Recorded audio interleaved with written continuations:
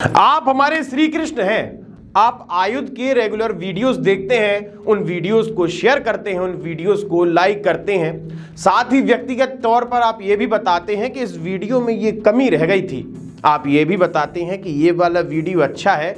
आप ये भी बताते हैं कि ये वीडियो थोड़ा सा गड़बड़ नजर आता है। लेकिन इन सारी चीज़ों को देखने के बाद आप एक चीज़ भूल जाते हैं, आयुध को सब्सक्राइब करना। ये हमारा निवेदन है कि आप आयुध का चैनल सब्सक्राइब कर लें और साथ में बेल आइकन दबा लें। इससे क्या है कि हमारे सब्सक्राइबर्स बढ़ जाएंगे और आपके पास डेली आयुध का कंटेंट आराम से पहुंचता रहेगा। तो आज का शो खबरिया शुरू करने से पहले आपसे निवेदन है कि दादा पहले सब्सक्राइब कर ले हमारे चैनल को, उसके बाद आप आयुध की इस खबरिया को देखें। नमस्कार, मैं आशुतोष भार्गव, आप देख रहे हैं आयुध।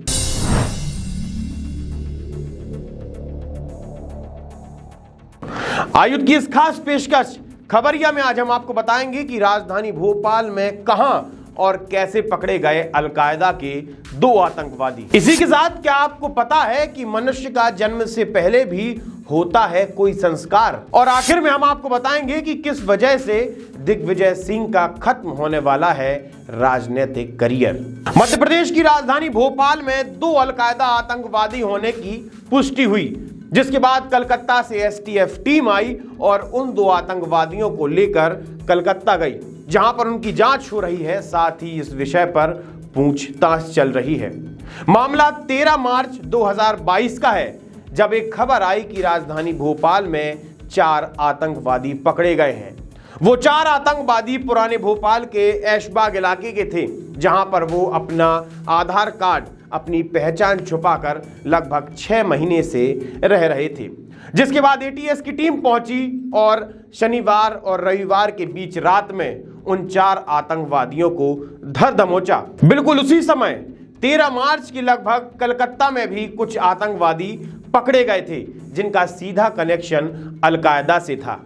जहां पर उनसे पूछताछ की गई तो उन्होंने बताया कि जो 4 आतंकवादी मध्य प्रदेश की राजधानी भोपाल से पकड़े गए हैं, उनमें से 2 व्यक्ति हमारे अलकायदा से भी संबंध रखते हैं।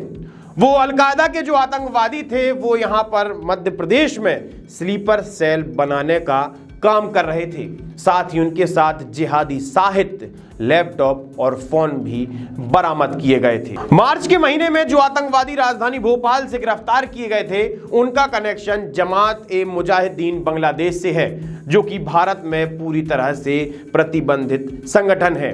4 युवा यहां से गिरफ्तार किए गए थे। उन युवाओं का नाम है फजल अली, मोहम्मद अकील, जहूरुद्दीन उर्फ इब्राहिम, फजल जैनुल अब्दीन। इन 4 आतंकवादियों में से 2 आतंकवादियों का सीधा संपर्क अलकायदा से है। साथ ही इन 2 आतंकवादियों के ऊपर यूएपीए के अंतर्गत मामला दर्ज कर लिया गया है।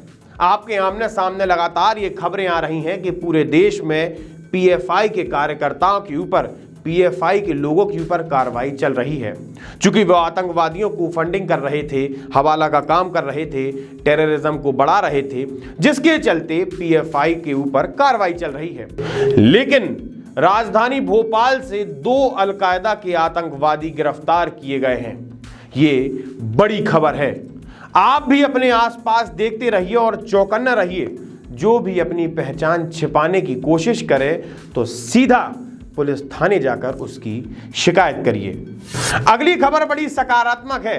आपने महाभारत की वो कहानी सुनी होगी जिसमें अर्जुन अपनी गर्भवती पत्नी सुभद्रा को चक्रव्यूह की रचना सिखा रहे थे। वो बता रहे थे कि किस प्रकार से चक्रव्यूह के अंदर जाया जाता है और किस प्रकार से उस चक्रव्यूह को भेद कर बाहर निकला जाता है। लेकिन आधी कहानी में सुभद्रा की नींद लग गई और अभिमन्यु, जो अर्जुन और सुभद्रा का पुत्र था, उसे सिर्फ आधा ज्ञान चक्रव्यूह के बारे में था। मतलब जब बच्चा मां की कोख में होता है तो उस समय बच्चे को संस्कार दिए जा सकते हैं। ऐसा ही कुछ हो रहा है मध्य प्रदेश में पहली बार राजधानी भोपाल के हमीदिया अस्पताल में, जिसे हम गांधी मेडिकल कॉलेज भी कहते हैं। गर्भवती महिलाओं का गर्भ संस्कार किया जाएगा। इसका आदेश मध्य प्रदेश के चिकित्सा शिक्षा मंत्री विश्वास सारंग ने दे दिया है कि जल्द से जल्द एक वार्ड तैयार किया जाए। यहाँ पर गर्भवती महिलाओं के व्यायाम, शिक्षा, स्वास्थ्य, अध्यात्म की व्यवस्था की जाए। किस प्रकार से आप अच्छा सुनेंगी तो आपका होने वाला जो बच्चा है, आपका होने वाला जो शिशु है, उसमें अच्छे संस्कार आएंगे। अब ये गर्भ संस्कार होता क्या है और ये गर्भ संस्कार दिया कैसे जाता है, ये हम विशेषज्ञ से जानेंगे। साल से प्रसूति एवं स्त्री रोग प्रैक्टिस कर रही थी, मगर गर्भ संस्कार से पिछले 2-3 साल से जुड़ी हुई हूँ। भोपाल में स्थापित जो गायत्री शक्तिपीठ है, वहाँ मैं नियमित रूप से जाती हूँ। ये नया विचार नहीं है।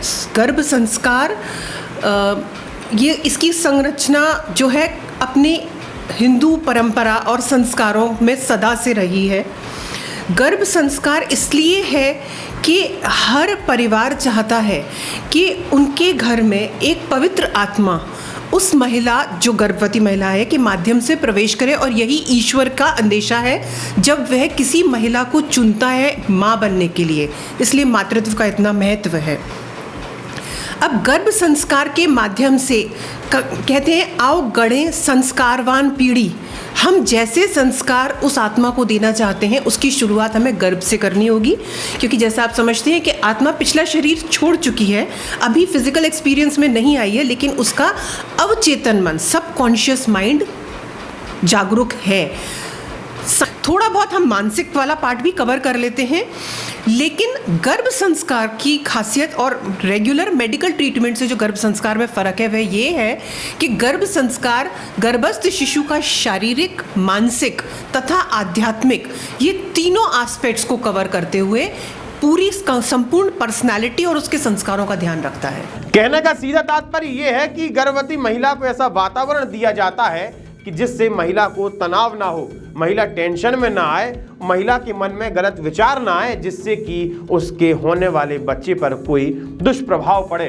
बच्चा शारीरिक और मानसिक रूप से तंदुरुस्त हो, इसको लेकर की व्यायाम, योग, आध्यात्म, संगीत, इन सारी चीज़ों का पैकेज अब आपको सरकारी अस्पताल में, मतलब हमीदी अस्पताल में भी मिलेगा। अगली खबर को शुरू करने से पहले ये गाना सुनिएगा।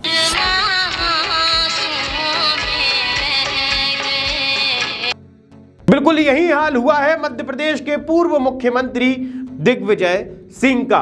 असल में इस समय कांग्रेस पार्टी के राष्ट्रीय अध्यक्ष को लेकर बड़ी जद्दोजहद मची हुई है। पूरी कांग्रेस पार्टी उसी काम में लग गई है, जिसको लेकर कि मध्य प्रदेश के पूर्व मुख्यमंत्री मतलब दिग्विजय सिंह भी 2 दिन पहले दिल्ली के लिए रवाना हुए थे और कल उन्होंने अध्यक्ष पद का नामांकन फॉर्म भी खरीद लिया था।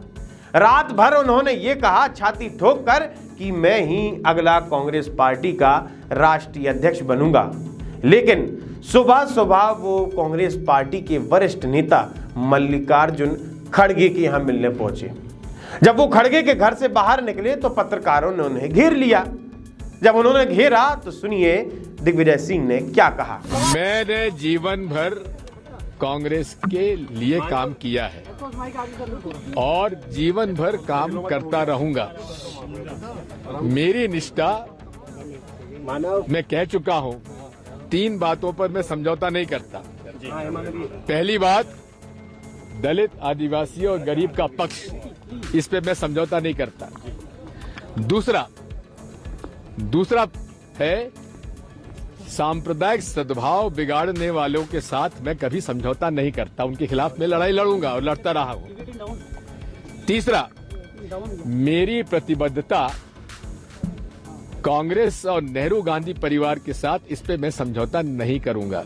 जरा सोचिए, जो व्यक्ति सुबह तक कांग्रेस पार्टी का राष्ट्रीय अध्यक्ष बनने के सपने देख रहा हो, जो अध्यक्ष पद का नामांकन फॉर्म खरीद के लाया गया हो, और सूत्रों का तो यह भी कहना है कि जिसे गांधी परिवार ने दिल्ली बुलाया हो, आखिर में वो ये कहता है कि मैं मल्लिकार्जुन खड़गे का प्रस्तावक बनूंगा।